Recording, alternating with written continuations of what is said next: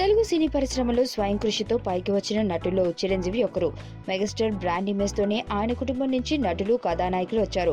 ఇక మెగా ఫ్యామిలీకి సంబంధించిన ఏ కార్యక్రమం జరిగినా, ఎవరు వచ్చినా రాకపోయినా అభిమానులు అడిగే ఒకే ఒక్క పేరు పవన్ కళ్యాణ్. బయట కార్యక్రమాలకు అంతగా వెళ్లని పవన్ మెగా ఫ్యామిలీలో జరిగే కార్యక్రమాలకు సైతం ఒక్కోసారి హాజరు కారు. దీనిపై గతంలో పెద్ద చర్చ జరగడం, వివరణలు ఇవ్వడం జరిగిపోయాయి. కానీ ఇటీవల కాలంలో పవన్ పలు వేదికలపై అడపాదడపా కనబడుతున్నారు. ఈ నేపథ్యంలో రామ్ చరణ్ కథానాయకుడిగా నటించిన ధృవ ఆడియో సక్సెస్ మీట్ కు సైతం పవన్ రానున్నారన్న వార్త ప్రస్తుతం సోషల్ మీడియాలో హల్చల్ చేస్తుంది. సురేందర్ రెడ్డి దర్శకత్వం వహించిన ఈ చిత్రం డిసెంబర్ 9న ప్రేక్షకుల ముందుకు రానుంది. తమిళంలో ఘన విజయం సాధించిన తని ఊరువన్ రీమేక్ గా ఇది తెరకెక్కింది. గీతా ఆర్ట్స్ పతాకంపై అల్లు అరవింద్ నిర్మిస్తున్నారు. ఈ కార్యక్రమానికి రావాల్సిందిగా పవన్ కళ్యాణ్ ను రామ్ చరణ్ ఆహ్వానించారట. మరి చెర్రీ ఆహ్వానాన్ని మన్నించి వస్తారో లేదో చూడాలి. చిరు 150 సినిమా ఆడియోకి కూడా ధృవ ఆడియో సక్సెస్ మీట్ కు మాత్రమే కాదు, త్వరలో జరగబోయే చిరు 150 చిత్రం ఖైదీ నంబర్ 150 చిత్రం ఆడియో వేడుకకు కూడా పవన్ వస్తారని ఫిలిం నగర్ వర్గాల సమాచారం.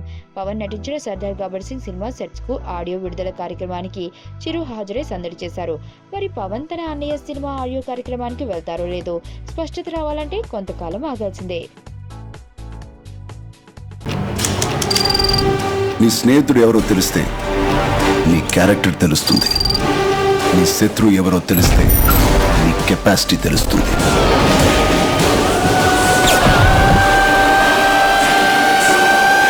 నా శత్రువుని సెలెక్ట్ చేసుకున్నా.